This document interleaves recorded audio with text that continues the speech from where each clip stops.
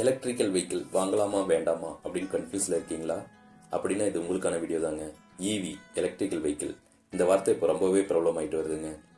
இந்த வண்டி வாங்குறதுனால என்னென்ன பெனிஃபிட் இருக்குது, இதனோட அட்வான்டேஜஸ் அண்ட் டிஸ்அட்வான்டேஜஸ் என்னென்ன, இதனால் நமக்கு செலவுகள் குறையுமா இல்லை அதிகமாகுமா, இது எல்லாத்தையும் இந்த வீடியோவில் பார்க்கலாம் வாங்க.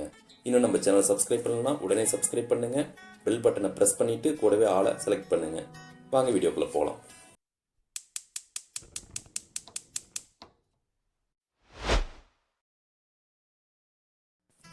இந்த வண்டியோட அட்வான்டேஜஸ் டிஸ்அட்வான்டேஜஸ் என்னென்ன, இந்த வண்டி யாருக்கு செட் ஆகும் அப்படின்னு இந்த வீடியோவில் பார்க்கலாம். முதல்ல இந்த வண்டியோட அட்வான்டேஜஸ் பார்த்துடலாங்க. அட்வான்டேஜஸில் முதல் விஷயம் இதனோட ஃபியூல் காஸ்ட்டு தாங்க. இதுக்கு நம்ம பெட்ரோல் போடணுங்கிற அவசியம் இல்லாததுனால இதுக்கு ஃபியூல் காஸ்ட்டு கிடையாது. இந்த வண்டியை சார்ஜ் பண்ணுறதுக்கு உண்டான கரண்ட் செலவு மட்டும்தாங்க. அந்த கரண்ட் செலவும் பெட்ரோல் செலவோட கம்பேர் பண்ணும்போது பரவாயில்ல அப்படிங்கிற சொல்கிற அளவுக்கு தாங்க இருக்குது. என்னுடைய வண்டிக்கு வந்து பார்த்தீங்கன்னா மந்த்லி ஒரு 1200 கிலோமீட்டர் ஓட்டுறேங்க. அந்த 1200 கிலோமீட்டருக்கு எனக்கு இபி பில்ல வழக்கமாக கட்டுற இபி பில்லை விட ஒரு 400 ரூபாய் 500 ரூபாய் சேர்ந்து வருதுங்க. அடுத்து இதனோட மெயின்டெனன்ஸ் செலவு. இதுக்கு எந்த ஒரு மெயின்டெனன்ஸ் செலவும் இல்லைன்னு தாங்க சொல்லணும். நம்ம பெட்ரோல் வண்டியில் பண்ணுற மாதிரி ஆயில் சர்வீஸ் இதுக்கு கிடையாதுங்க. இதில் பெரும்பாலும் ஹப் மோட்டர் கொடுக்கறதுனால இதுக்கு செயின் ப்ராக்கெட்டு பெல்ட் மாற்றணும் அப்படிங்கிற எந்த அவசியமே கிடையாதுங்க. அதே மாதிரி கிளச் பேட் அது இதுன்னு எந்த உதிரி பாகங்களும் இல்லாததுனால மெயின்டெனன்ஸ் செலவு ரொம்ப ரொம்ப கம்மிங்க. கொஞ்சம் வருஷத்துக்கு முன்னாடி வந்து பார்த்தீங்கன்னா லெட் ஆசிட் பேட்டரிலாம் வந்துட்டு இருந்துச்சு. அந்த மாடலில் வந்து பார்த்தீங்கன்னா 72 வோல்ட்டுக்கு 6 பேட்டரி கொடுப்பாங்க.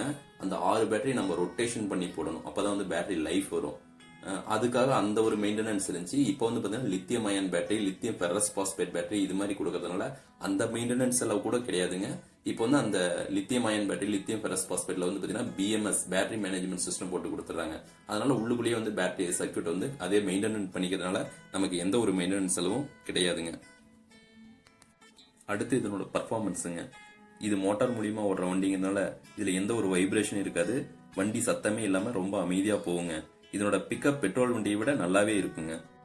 அடுத்து லோடிங் கெப்பாசிட்டி. பொதுவாக எல்லாத்துக்குமே ஒரு இருக்கக்கூடிய ஒரு சந்தேகம் என்னன்னா, இந்த பேட்டரி வண்டியில நம்மளால லோடு ஓட்ட முடியுமா முடியாதா அப்படிங்கிறது தான். என்னுடைய பதில் தாராளமா ஓட்ட முடியுங்க.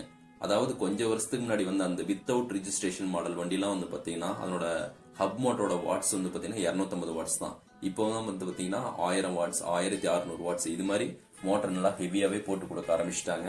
இதனோட பர்ஃபார்மன்ஸ், அதாவது இதனோட பிக்கப் இது எல்லாமே வந்து நல்லாவே இருக்கு. இதனோட லோடிங் கெப்பாசிட்டியும் நல்லாவே இருக்கு. என்னுடைய வண்டியில வந்து பாத்தீங்கன்னா நான் வந்து 300 கிலோ வரைக்கும் வெயிட் வச்சு ஓட்டுறேங்க. அந்த அளவு லோடிங் கெப்பாசிட்டி இதுக்கு தாராளமா இருக்கு. அடுத்த சந்தேகம் என்னன்னா, இது வந்து ஹில்ஸ் ஏறுமா ஏறாதா? கண்டிப்பா ஏறுங்க. ரிஜிஸ்ட்ரேஷன் மாடல் வண்டி எல்லாமே ஹில்ஸ், நீங்க டபுள்ஸ் வந்து தாராளமா ஹில்ஸ் ஏறலாங்க. Eco friendly. இந்த வண்டியில எந்த ஒரு பொல்யூஷனுமே கிடையாதுங்க. இந்த வண்டியில இருந்து புகை வராது, எந்த ஒரு தேவையில்லாத நாய்ஸும் வராது, அதிகப்படியான வெப்பமும் இது வந்து வெளியே விடாதுங்க. அதனால இது வந்து ஒரு ஈகோ ஃப்ரெண்ட்லி வண்டிங்க. இதில் எப்படி அட்வான்டேஜஸ் நிறைய இருக்கோ அதே மாதிரி டிஸ்அட்வான்டேஜஸும் நிறைய இருக்குங்க. அது என்னென்னு வரிசையாக பார்க்கலாம். இதனோட சார்ஜிங் டைம் வந்து பார்த்தீங்கன்னா 4 to 5 hours தாராளமாக ஆகுங்க. கம்பெனி சைடு வந்து பார்த்தீங்கன்னா ஒரு 3 hours ஆயிரும், 2 hours ஆயிரும் அது மாதிரி சொல்லுவாங்க. ஆனால் வந்து கண்டிப்பாக 4 to 5 hours ஆகுங்க. இப்போ பொதுவாக வந்து பார்த்தீங்கன்னா ஒரு 5 amps சார்ஜர் தான் கொடுப்பாங்க. அந்த 5 amps சார்ஜரை தாண்டி நீங்கள் ஒரு 10 amps சார்ஜர் யூஸ் பண்ணீங்க அப்படின்னா ஒரு 2 hours வேணா ஆகலாம். ஆனால் வந்து அது சீக்கிரம் வந்து பார்த்தீங்கன்னா பேட்டரி வந்து வீக் ஆயிரும்.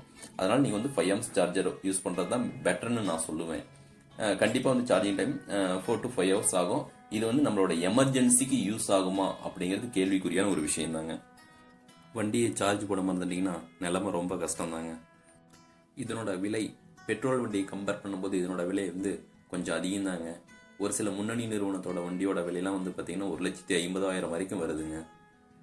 இந்த வண்டியோட வாரண்டி கம்பெனி சைடு வந்து பார்த்தீங்கன்னா 2 years இல்லைன்னா 3 years வந்து பேட்டரிக்கோ இல்லை கண்ட்ரோலருக்கோ இல்லை ஹப் மோட்டருக்கோ கொடுக்குறாங்க. ஆனால் அந்த 3 yearsக்கு அப்புறம் பேட்டரி வந்து போயிடுச்சுன்னா நம்ம பேட்டரி மாற்றிக்கலாம். ஆனால் ஹப் மோட்டர் கண்ட்ரோலில் ஏதாவது பிரச்சனை வந்துச்சுன்னா என்ன அப்படிங்கிறது தான் கொஷின் மார்க்கு. கம்பெனி சைடு வந்து நமக்கு சர்வீஸ் பண்ணி கொடுப்பாங்களா, சரியான சர்வீஸ் இருக்குமா? அது இப்போ வந்து பார்த்தீங்கன்னா புதுசாக பேர் தெரியாத கம்பெனிலாம் நிறையா வருதுங்க. அவங்க எவ்வளோ நாள் அந்த கம்பெனியை நடத்துவாங்க, அதெல்லாம் ஒரு கேள்விக்குறியான விஷயம் தாங்க. வண்டியோட ஸ்பீடு. பொதுவாக எல்லா வண்டியிலையுமே பார்த்தீங்கன்னா ஒரு 2 மோடு கொடுக்குறாங்க, eco mode and sports mode அப்படின்னு. ஈகோ மோட்ல வந்து பார்த்தீங்கன்னா நீங்கள் ஒரு 35 கிலோமீட்டர் ஸ்பீடில் போகலாம். அதே ஸ்போர்ட்ஸ் மோட்ல போகும்போது ஒரு 60 கிலோமீட்டர் ஸ்பீடில் போகலாம். இந்த ரேஞ்சில் தான் எல்லா கம்பெனி வண்டியிலும் வருதுங்க, ஒரு சில வண்டியை தவிர. அந்த ஒரு சில வண்டிகள் வந்து பார்த்தீங்கன்னா 80 கிலோமீட்டர் ஸ்பீடில் போகிற மாதிரி கூட கொடுக்குறாங்க. ஆனால் அதனோட ப்ரைஸ் வந்து பார்த்தீங்கன்னா 1,00,000 அந்த ரேஞ்சை தாண்டி தான் இருக்கும். ரெண்டாவது நீங்கள் எவ்வளோக்கு எவ்வளோ ஸ்போர்ட்ஸ் மோடில் வச்சு வேகமாக போகிறீங்களோ அவ்வளோக்கு அவ்வளோ பேட்டரி வந்து வேகமாக டிஸ்சார்ஜ் ஆகுங்க.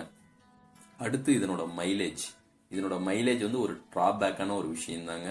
இதனோட மைலேஜ் அதிகபட்சம் ஒரு 120 கிலோமீட்டர், ஒன் டைம் சார்ஜ் பண்ணால் ஒரு 120 கிலோமீட்டர், ஒரு 130 கிலோமீட்டர் அந்த ரேஞ்சில் போகலாம் அப்படிங்கிற மாதிரி தான் மேக்ஸிமம் எல்லா வண்டியுமே இருக்குது. அதுக்கும் உள்ளே இருக்கோ இல்லையோ அதை தாண்டி வந்து இருக்கிற வண்டி ஒரு சில வண்டிகள் சொல்லலாம் கொடுத்துருக்காங்க. ஆனால் மேக்ஸிமம் வந்து பார்த்தீங்கன்னா அந்த 120 கிலோமீட்டர் அந்த ரேஞ்சுக்குள்ளே இருக்கிற மைலேஜ் இருக்கிற வண்டி தான் அதிகமாக இருக்குங்க. எல்லாத்துக்கும் ஏற்படுற சந்தேகத்தில் இதுவும் ஒன்று தாங்க. வண்டியை மலையில் ஓட்டலாமா தண்ணியில் ஓட்டலாமா? இந்த கேள்வி வந்து பார்த்தீங்கன்னா பொதுவாக எல்லாத்துக்குமே இருக்குது. கம்பெனி சைடுலேருந்து வாட்டர் ப்ரூஃப் தான் சொல்கிறாங்க. தண்ணியில் ஓட்டலாம், ஹப் மோட்டருக்கு வாட்டர் ப்ரூஃப் கொடுத்துருக்காங்க, தண்ணியில் ஓட்டலாம் அப்படின்னு தான் சொல்கிறாங்க. நம்ம இப்போ மழை பெய்யும் போது ஓட்டிக்கலாங்க. ஆனால் வந்து தண்ணி தேங்கி நிற்கிற ஒரு குட்டை மாதிரி தேங்கி நிற்கிற அந்த தண்ணிக்குள்ளே விட்டு ஓட்ட முடியுமா அப்படிங்கிறது ஓட்ட முடியும்னு கம்பெனி சைடுன்னு சொல்கிறாங்க. இருந்தாலும் நம்ம வந்து ஓட்டுறதுக்கு நமக்கு பயம் இருக்கும். காரணம் என்னன்னா மோட்டர் எது கம்ப்ளைண்ட் ஆயிடுச்சு அப்படின்னா அது வந்து கம்பெனிக்கு அனுப்பிச்சு சர்வீஸ் பண்ணி தான் வரும். அது வரைக்கும் வந்து பார்த்தீங்கன்னா நம்ம வண்டி இல்லாமல் தான் இருந்தாகணும். அந்த பிரச்சனை இருக்கிறதுனால நம்ம வந்து இது கொஞ்சம் பயந்து தான் ஓட்டணும். தண்ணியில் ஓட்டும்போது கொஞ்சம் பயத்தோடு தான் ஓட்டி ஆகணும். இது ஒரு ட்ராபேக் தாங்க. அடுத்து இந்த வண்டியோட சர்வீஸ். இந்த வண்டிக்கு சர்வீஸ் பண்ணணும் அப்படின்னா ஏதாவது சின்ன சின்ன கம்ப்ளைண்ட், ஏதாவது indicator problem, headlight problem, horn problem அப்படின்னா நம்ம லோக்கல் மெக்கானிக்கிட்டே பார்த்துட முடியும்.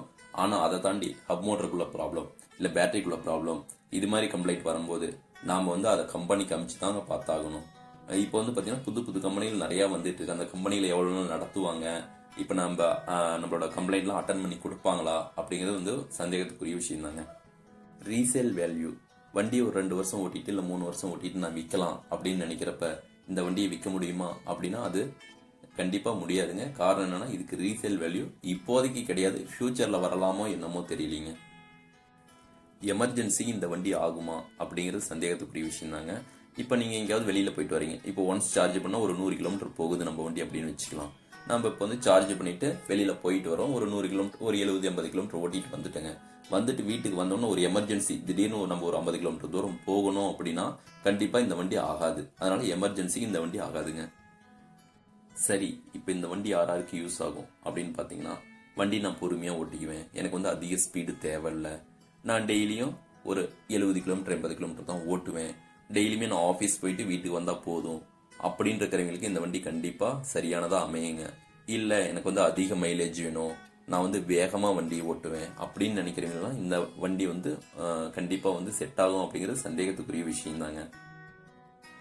இந்த வீடியோ உங்களுக்கு பிடிச்சிருந்துச்சுன்னா லைக் பண்ணுங்கள், கமெண்ட் பண்ணுங்கள், ஷேர் பண்ணுங்கள்.